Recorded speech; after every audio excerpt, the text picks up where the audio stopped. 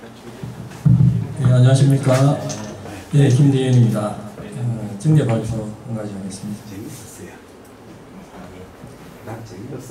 방금 AI 말씀 들었는데 결국은 제 생각에는 뭐 다른 질환도 마찬가지지만 우리 초음파는 의사가 정확한 좋은 기계를 가지고 정확한 영상을 만드는 게 중요할 것 같은데 이게 선행이 돼야 되고 특히 여지가 있는 거는 소화관, 앞배라든가 소화관 이런 경우에는 일단 결국 찾는 것 자체를 AI가 직접 하지 못할 거니까 그렇죠.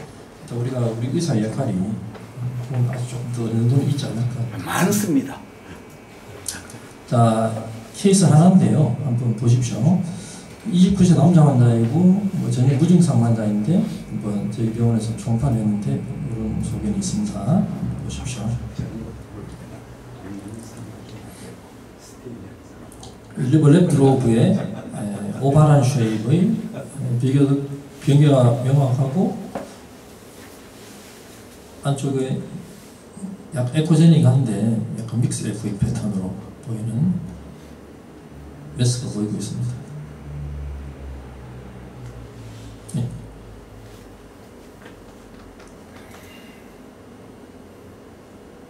내부의 컬러 시그널은 보시다시피 거의 없는 것 같습니다.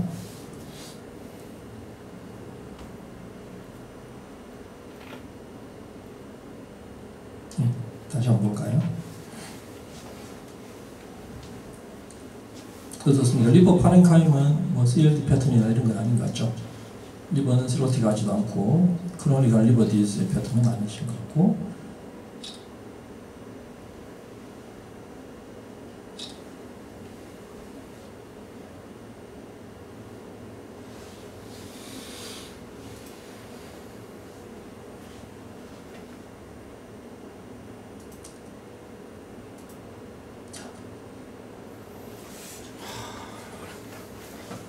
제비나이한테 한번 물어보면 어떤 대답을 나올지 모르겠습니다. 근데 이제 이 결론은 이 환자는 뭐 그렇게 흔한 병은 아니어서 아마 제비나이 AI도 조금 곤란을 겪지 않을까. 아까 보니까 AI도 아직 왜 하거나 희귀한 질환에 대해서는 자기 자신이 없다고 얘기를 하잖아요. 결국은 그런 이런 어떤 특정 질환이 있을 때 그런 초음파 소견에 대한 데이터가 많이 있어야 되는데 데이터가 레어한 디지즈일수록 데이터가 많지 않을 거 아닙니까? 그러면 AI도 어느 정도 생각하는데 한계가 있을 거예요. 그래서 이 환자는 뭐 여러분들 어느 정도 생각하고 계신 분도 있을 것이고 하지만 바로 제가 말씀을 드리겠습니다. 여기 보면 저는 처음에 이 환자가 이제 저는 뭐 이렇게 보이고 하니까 혹시 헤만지오마 같은 거 생각해 봤어요. 헤만지오마하고 잘 안 맞는 소견이 있죠. 맞아요. 예, 주변에 약간 하이퍼 에코가 헬로 같은 거 보이기도 하고 그 다음에 후방에 음영 증강이 있어야 되지 않습니까? 그죠? 근데 지금 후방 음영 섀도우가 보이죠. 오히려 감세가 보이고 포스트레이도 섀도우가 보이잖아요. 그게 좀 잘 맞지 않습니다. 다음에 ACC라든가 뭐 클렌지오라든가 멀리는 물론 젊은 사람이지만 그런 악성 질환이라면 안쪽에 내부에 어떤 바스큘라리티 패턴이 조금이라도 보여야 되는데 뭐 그런 건 전혀 보이지 않고 뭐 앱세스라든가 이런 것도 전혀 임상 강세가 맞지 않지만 그렇게 좀 잘 맞지 않는 것 같았습니다. 그래서 결론은 이 환자는 이제 이 케이스거든요. 그래서 이제 이것은 저희 병원에서 진단한 것은 아니고 이 환자가 이제 오늘 제 케이스를 보여드릴 이유는 이런 증상이 이따 뒤에 조금 리뷰하겠지만 이런 어떤 디지즈가 우리나라에 흔치 않거든요. 있는데 이제 여러 가지 이유로 인해서 우리나라에 조금씩 또 발견될 수가 있습니다. 그래서 이렇게 DDX를 할 수 있어야 되는 그런 질환 중에 하나로 생각이 됩니다. 우리 또 초음파를 공부하시는 분들이기 때문에 이런 것 한번 알아보면 좋지 않을까 싶어서 케이스를 가지고 왔습니다. 이 환자는 우즈벡에서 온 노동자인데 이 환자가 이제 우리 병원에서 우리 병원 근처에 이제 직장에서 이제 근무를 하다가 저희 병원에 검진 차원에서 잠깐 왔어요. 증상은 없는데 자기가 이걸 가지고 있더라고요. 벌써 뭐 한 수년 전에 그 자학국에서 진단을 받았답니다. 안티바디가 우리 병원에서 하는 것은 아니고 자기가 그 쪽지를 가지고 있더라고요. 에큐노코컬스 안티바디, IgG 안티바디가 있고 이제 진단을 받았는데 뭐 자기도 그냥 지켜보자. 별로 치료할 건 없으니까. 결국 그 뒤에 치료에 대한 잠깐 언급하겠지만 치료 시기를 놓쳐가지고 자기도 이건 인액티브한 스테이지고 해서 경과보자. 그런데 이제 정기적으로 혹시라도 다른 지역에 가게 되거든 한 번씩은 뭐 이미지 검사로 해보라고 얘기를 들어서 저희 병원에 왔습니다. 네, 그래서 우리 병원에 이제 와서 매번 저희 병원에서 하는 것은 보험이 안 되기 때문에 그냥 뭐 기본적인 것밖에 하지 못했는데 바랄 마크라든가 LFT, CBC, 에오노필리아 이런 거 다 없었고 알파 피토도 정상이었습니다. 유일하게 이제 근거가 되는 것이 바로 이클코쿠스 안티바디, IG 안티바디 현재 우리나라에서 할 수도 있거든요. 그리고 양성이면은 상당히 진단에 페이버한 소개되고 세로로지 말고 또 형상학적인 검사가 굉장히 중요하게 작동하고 그 외에 다른 뭐 에스피레이션에서 세포학적인 검사 같은 게 같이 필요할 수도 있는데요. 여기 보면 저희 병원에서는 CT를 찍으려고 했었는데 이 환자가 뭐 시간적인 관계로 해서 CT를 못 찍었습니다. 그래서 저희가 이제 조형 초음파를 저희 병원에서 했는데 여기 보면 에코제니가 솔리드한 이네스인데 조형을 해보면 마진 쪽에만 약간 조형이 처음에 되고 동맥기 조형이 되고 그 안쪽에는 전혀 솔리드한 포션에 조형이 전혀 되지 않습니다. 이네스가 전혀 되지 않는 거죠.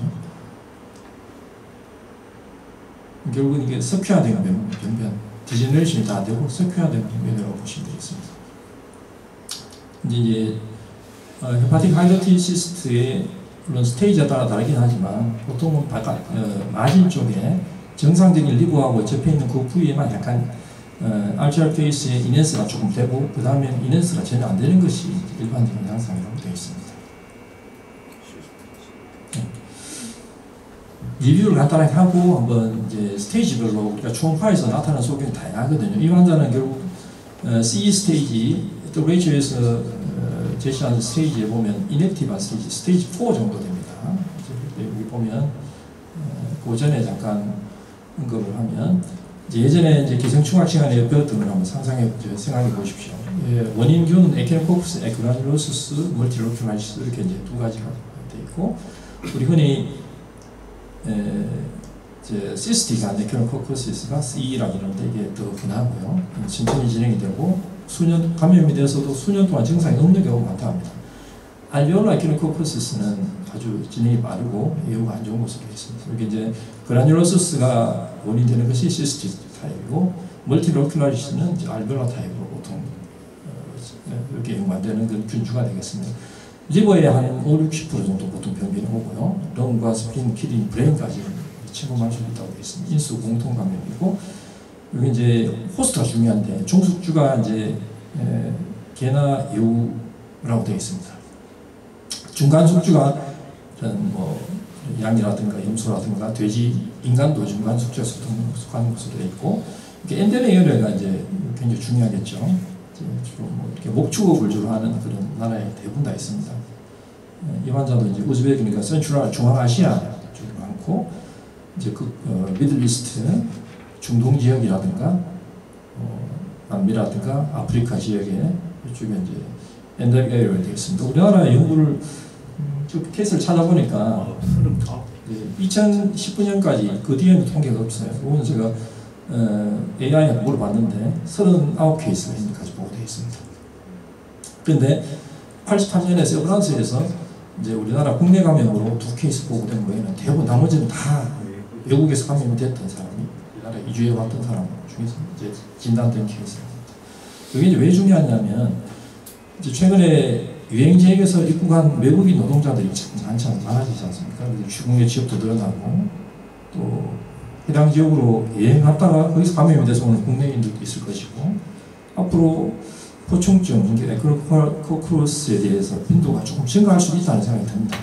그래서 그 포충증, 그러니까 하이드로티시스에 대한 어떤 어느 정도 이해가 필요하지 않을까 싶어서 제가 케이스를 가져와 봤습니다. 왜냐하면 외국에서 오는 노동자들 중에 아니면 우리 국내에서 여행을 갔다 오는 사람 중에 거기서 감염이 됐더라도 초기에 증상이 전혀 없거든요. 잠복기가 거의 뭐 1년, 수년 이렇게 되기 때문에 그동안에 전혀 증상 없이 지내다가 그게 어느 정도 메스 이펙트가 있을 때 증상이 나타나기 때문에 이런 것들이 굉장히 우리가 또 하나의 제한점이 될 수가 있다는 거죠. 라이프 사이클을 잠깐 보시게 되면 이제 종숙주가 이제 개나 요건데 여기에서 이렇게 이제 감염이 돼 있던 종숙주 개 에서 이제 이걸 이제 배설물에서 이제 이런 오금이 에그가 있을 거 아닙니까? 그죠?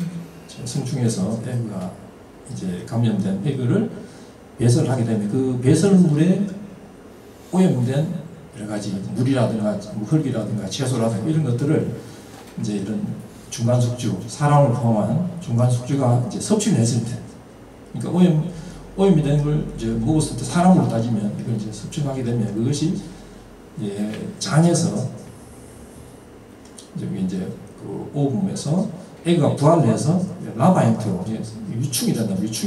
유충으로 바뀌면서 거기서 유충이 이 소화관을 이렇게 뚫고 우리 몸으로 들어온답니다. 그래서 이게 주로 이제 뭐 베슬이라든가 림파틱스를 통해서 리버, 런, 브레인 이쪽으로 가서 그 표적 장기에서 이제 낭포를 만드는 거죠.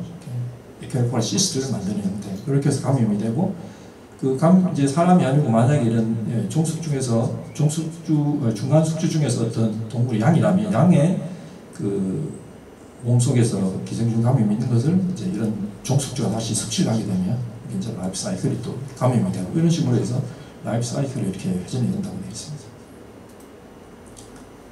패톨로지를 좀 이해를 하셔야 나중에 이미지가 이게 몇 개가 나오거든요. 이미지를 이제 이해를 할 수 있습니다. 이렇게 보시면은 이제 시스트가 여러분들 아마 보셨지 싶은데 한 번씩은 이게 이제 이렇게 시스트가 이렇게 되어 있거든요. 이제 바깥쪽에 어드멘티셜 레이어 페리시스트라고 해서 이것은 정상적인 리버의 그래듈레이션 티슈입니다. 그리고 우리 ACC 시대 주변에 슈도 캡슐 같은 그런 형태를 보시면 되고요. 주로 이제 주로 우리가 레이어를 보는 것이 라미네이티드 액토시스트, 요 하늘색으로 보면 액토시스트이고요. 그다음에 안쪽에 있는 빨간색으로 색깔이 있는 것이 점유한 레이어, 엔도시스트라고 되어 있습니다. 레이어로 보면 되고,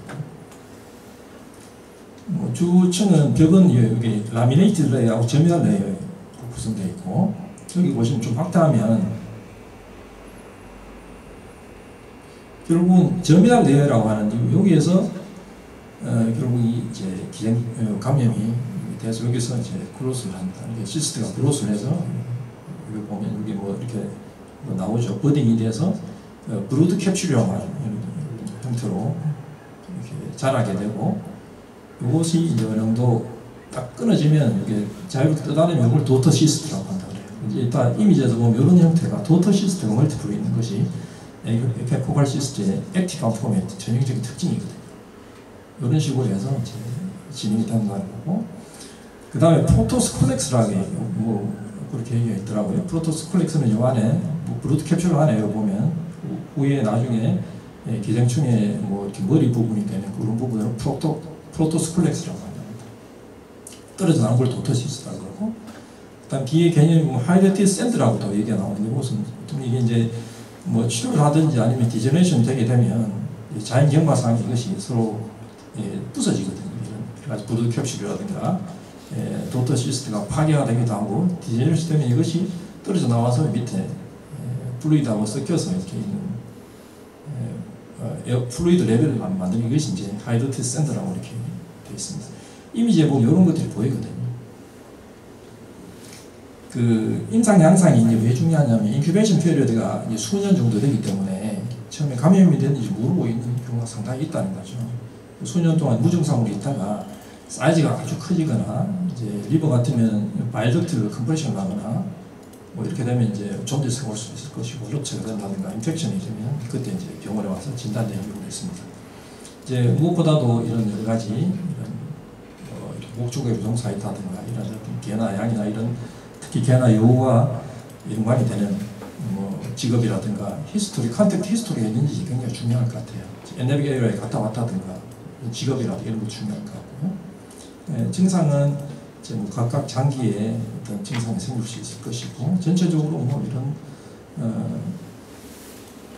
기본 증상은 뭐 다 일반 염증이 있을 때 나타나는 증상이 합니다.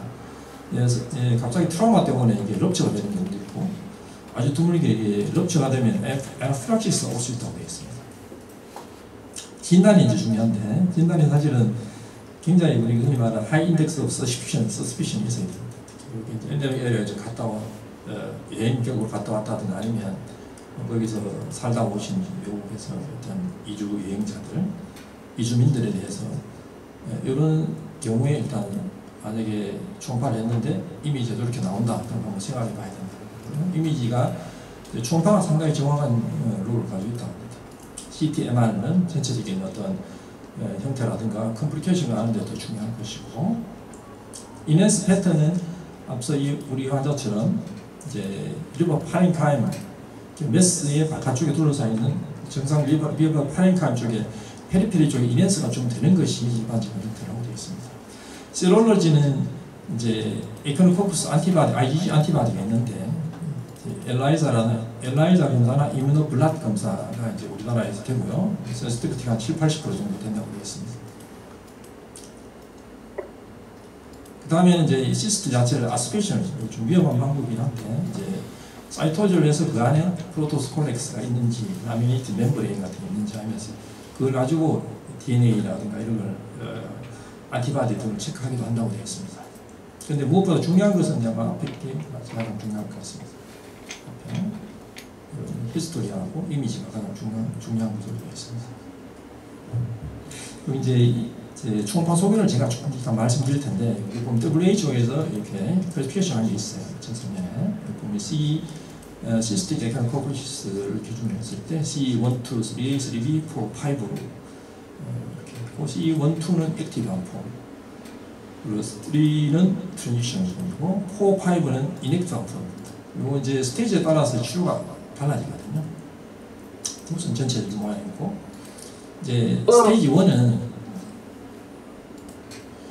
사실 자세히 보면 여기 더블 레이어로 되어 있습니다. 유니로큘라 시스트인데 더블 라인 사이즈, 그러니까 아까 앱토시스트, 엔도시스트가 있기 때문에 뭐 약간 이런 투 레이어로 보이는 경우가 많다고 되어 있어요. 여기 보시면 여기 보이시죠? 저희 케이스도 자세히 보면 투 레이어를 알 수가 있습니다. 이것은 엔도시스트가 이렇게 디라미네이션 되면 이게 좀 더 뒤에 나오는 워터 릴리 사인처럼 이렇게 보이긴 한데, 그거 되기 전 상태이고요. C 스테이지 2는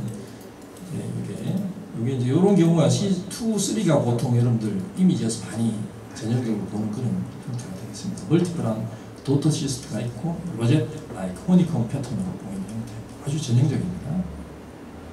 이것은 전체적인 시스트가 멀티플하게 있고, 이게 다 아까 패솔에서 보셨던 도터 시스트거든요. 도터 시스트가 꽉 막혀있는 그런 상태를 C2라고 합니다. C3A가 가장 이제 전형적인 형태인데, 이게 이제 어느 정도 진행이 되면 엔도시스트가 이렇게 떨어져 나옵니다. 디라미네이션이 되는 거죠. 이렇게 이걸 워터 릴리 사인이라고 하는데, 이렇게 보이면은 전형적인 결코발 시스템입니다. 이건 뭐 누가 보나 이거 진단할 수가 있거든요. 3B는 이것도 아주 전형적인, 이렇게 보이는 건 결코발 시스템밖에 없거든요. 이것은 뭐냐면 솔리드한 매트릭스 전체적으로 약간 이제 솔리디피케이션 되는 상태에서 도터 시스트가 있는 경우, 도터 시스트가 이 2보다는 조금 개수는 좀 줄어드는 그런 상태가 3B가 되겠습니다. 그래서 자세히 보면 전체적으로 솔리드한 매스가 있고 안쪽에 오네코잉 시스트가 멀티플하게 있는 포도송이처럼 보이는 이런 형태가 이제 C 스테이지 3B고, 4가 지금 이 케이스는 아마 4 정도 될 것 같습니다. 제가 봐서는. 보면 이제 4가 되면 어느 정도 이넥티브한 스테이지가 되는데, 안쪽에 있는 도터 시스트가 거의 이제 디제너레이션 되면서 거의 없어지는 거죠.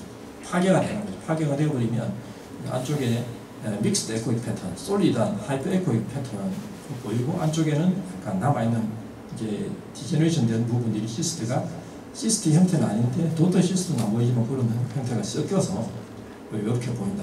이거를 이제 책에는 보면 볼 오브 울 사인이라고 해서 실타래 아시죠? 자세히 보면 실타래 이렇게 보이는 실타래 모양으로 이렇게 보인다고 했습니다.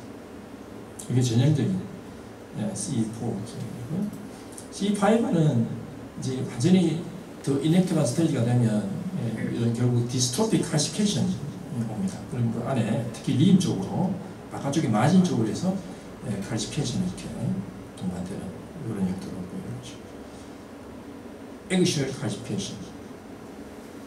C4에서 eggshell calcification 모습입니다. 이런 형태인데 지금 여기 보면 요약을 하면 이렇습니다. C1 스테이지 더블 라인 사인 했을 때, 그 다음에 2는 로젯 라이크 멀티플한 도터 시스템이고, 3A는 디태치드 엔더 시스템 디태치드에서 워터 릴리 사인입니다. 3B는 솔리드 매트릭스 안에 멀티플한 도터 시스템이고, 4, 5는 이런 여러 가지 헤테로지너스한 내지는 림 칼시피케이션이 오는 그런 형태인데, 치료가 이제 다르거든요.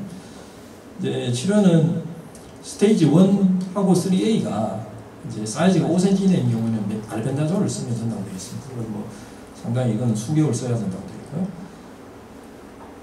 근데 사이즈가 1하고 3A 중에서 사이즈가 5cm 넘어가면은 약으로는 안 되고, PAIR이라고 해서 펑처 아스피레이션, 그 다음에 인젝션 앤드 리아스피레이션, 그래서 PAIR이라고 있답니다. 그래서 이제 뭐냐, 펑처 해가지고 그 안에 이제 워터 플루이드 뽑아내고 하이포토닉 살라인 같은 거 안에 넣는답니다. 그 안에 이제 그걸 녹여서 다시 또 한참 있다가 그걸 다시 뽑아내는 이런 형태로 하면서 PAIR을 하고 알벤도졸을 같이 쓰는 이런 형태로 진행이 되고, C2하고 3B는 이제 플루이드가 이 아스피레이션이 잘 안 되거든요. 이건 이제 PAIR은 컨트라 인디케이션도 있고 서저리 해야 됩니다. 2하고 3B는 수술해야 되고, C4, 5는 그냥 경과만 관찰하는 모습이 되겠습니다. 그래서 이제 이 케이스를 다시 한번 보면, 저도 처음에는 잘 몰랐는데 자세히 보시면서 어떻습니까? 이게 보면 약간 더블 라인 사인처럼 보이기도 하죠. 안쪽에는 보면은 솔리드한데 뭔가 좀 볼로 물 사이 실타래 모양처럼 좀 보이기도 하고, 지금 보니까 좀 그런 것 같기도 하고요. 그리고 전체적으로 약간 칼시피케이션도 좀 동반되어 있어서 뒤후방에 섀도우가 좀 보이는 것 같기도 하고, 스테이지 4, 5 정도 사이가 되지 않을까. 그래서 이제 이렇게 되고, 그래서 이제 여기 헤파틱 칼시피케이션이 있는 질환들을 제가 한번 이렇게 찾아보니까 그런 잘 없던데 이렇게 되어 있더라고요. 이 환자처럼 이제 전체적인 칼시피케이션이나 이런 게 있는 경우도 있지만 일부가 있는 경우도 있는데, 보통 솔리드 미에스 중에는 TB라든가 이런 그레르마토스 인펙션이 있을 때 이렇게 올 수가 있고, 아데노마도 일부 올 수 있다고 되어 있고, ACCC도 특히 파이브로라멜라 ACCC 같은 경우는 칼시피케이션 동반되어 있을 수 있고, 프렌지오라든가 헤파토블라스토마 이런 경우도 스퀘어가 일부 있을 수 있다고 되어 있고요. 시스트 디레전 중에서는 이런 하이더티 시스트가 대표적인, 특히 이제 커빌리니아 페리페리 칼시피케이션이 있는 것이 특징이고, 헤만지오마도 이게 오래되면서 이게 안에 디제너레이션 되면서 또 칼시피케이션이 유발하는 경우도 있다고 되어 있습니다. 헤만지오 엔도텔리오마 같은 경우도 있고, 빌리아리 시스트 아데노카시노마 이런 경우도 볼 수가 있는 것으로. 그래서 이제 이 케이스는 이제 이렇게 마무리하겠습니다. 제 생각에는 이제 여러분들 초음파를 공부하시는 분들이기 때문에 아주 레어하지만 특히 스테이지 3, 2, 3 이런 경우는 뭐 비교적 아주 뭐 이렇게 보면 특징적이지 않습니까? 진단이 되지만 애매한 게 4라든가 5, 스테이지 5 아니면 스테이지 1 이런 경우에는 사실 좀 애매한 경우도 있거든요, 진단에. 그래서 이런 경우에 한 번 정도 여러분들 이제 해외 방문 이력이 있거나 해외 뭐까지 이주하신 노동자 중에서 검사를 했는데 이런 형태가 초음파에서 보인다면 한 번 정도는 에케로코프란 시스템에 대한 어떤 생각을 하고 이미지 스타디를 다 한다든가 아니면은 뭐 시롤로지를 해서 밝혀주는 것도 좋지 않을까 하는 생각을 말씀을 드리려고 이렇게 케이스를 준비했습니다. 이상입니다. 일본은 북해도에 이 병이 좀 많다고 하던데요. 네? 일본의 홋카이도. 북해도. 네, 북해도. 뭐 양을 많이 키우고. 그렇죠. 목축지. 이게 뭘 먹어서 저는 간혹 환자가 외국 여행도 하러 와서 압세스처럼 온 사람 간혹 있거든요. 아, 그래요? 아니, 이 환자는 모르겠는데 그냥 제가 항생제 쓰고 이래 그냥 이게 가라앉고 이런 경우가 많아서 그런데 그 약간 뭘 먹어서 그랬나요? 그냥 컨타미네이션 된 거를 어떻게 그러니까 이제 감염 경로는 이제 아까 얘기했던 감염된 개나 여우의 배설물에 오염된 토양이라든가 거기서 자란 뭐 야채라든가 물이라든가 흙이라든가 그게 오염되어 있을 거 아니에요. 애가 거기서 그 감염되어 있으니까 거기서 뭐 액을 분비를 할 거 아니에요. 장에서 에그가 같이 이제 대변에 섞여서 나왔는 것들이 그게 뭐 에그가 수개월씩 이렇게 생존한다네요. 그래서 그런 것들이 컨타미네이션 된 것을 충분하게 우리가 위생적으로 불충분하게 어떤 그러니까 조리된 음식을 먹었다든가 그 물을 마셨다든가 그랬을 때 그것 때문에 우리 몸에 인체에 들어오면 거기서 우리 몸의 인체 소장에서 그게 그런 식으로 감염이 된다고 되어 있습니다. 근데 그 성기는 어떻게 흔하지 않는 걸로 되어 있습니까? 성기 안 흔한 그러니까 증상 이게 이제 시스틱 타입의 경우에 거의 이제 잠복기가 수개월에서 수년 정도 된다고 그러거든요. 그러니까 만약에 이제 감염이 됐더라도 소장에서 뭐 리버에 만약에 도달해서 거기서 이제 포충증을 시스트를 만들었다 손치더라도 검사를 하지 않는다면 예를 들면 이미지 검사를 하지 않았다면 환자는 전혀 증상을 느끼지 못하기 때문에 이렇게 계속 가지고 있는 거죠. 그렇기 때문에 진단이 늦게 된다는 거죠. 증상이 없다고 합니다. 증상이 없고 사이즈가 뭐 5cm 이상이 되거나 아까 얘기했던 치료 기준이 사이즈가 이제 또 중요하고 그 다음에 이제 사이즈도 중요하지만 그 주변에 바이덕트를 컴프레션을 한다든가 뭐 이렇게 됐을 때 뭐 존디스가 있었으면 온다든가 2차적인 감염이 온다든가 이랬을 때 이제 병원에 와서 진단된 경우가 많다고 되어 있거든요. 그래서 인터런트한 스테이지가 굉장히 길기 때문에 그리고 이게 또 치료를 잘 안 하게 되면 갑자기 또 어떤 트라우마로 인해서 럽처가 된다면 이게 아나필락시스가 올 수 있다. 안에 있는 여러 가지 그 안에 있는 프로토스콜렉스라든가 이런 것들이 이제 바깥으로 나오면서 그것 때문에 아나필락시스 유발돼서 굉장히 위험한 경우가 있다고. 그래서 이제 이런 진단이 굉장히 중요한 것으로 되어 있습니다. 특히 한 액티브 스테이지에 아까 이 환자처럼 인액티브한 스테이지는 뭐 치료할 필요도 없지만 그 우리 말 3A, B까지 스테이지에서는 발견을 빨리 해서 치료를 하는 게 중요하다고 되어 있거든요.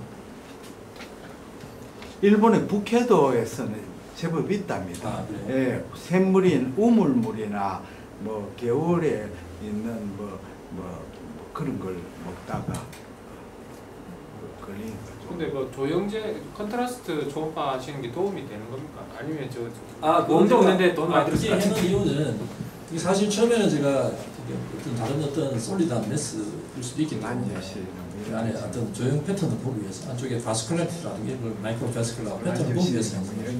근데 그게 어떤 뭐 다른 투 메스라면 투머러스 컨디셔너라면 그게 바스큘라티 여러 가지 뭐 이렇게 양상이 변하는 게 보이겠죠. 그러니까 그거는 이제 CT를 찍어도 이 환자 같은 경우 CT 찍어도 똑같은 양상입니다. 펜필 쪽은 약간 이넨스만 되고 안쪽에는 전혀 이넨스가 안 되고 와시아웃도 안 되고 뭐 그런 식으로 CT도 다 찍으셨습니까? CT는 못 찍었습니다. 그 환자가 이제 이따가 또 바로 자국으로 가는 바람에 검사하지 못했습니다.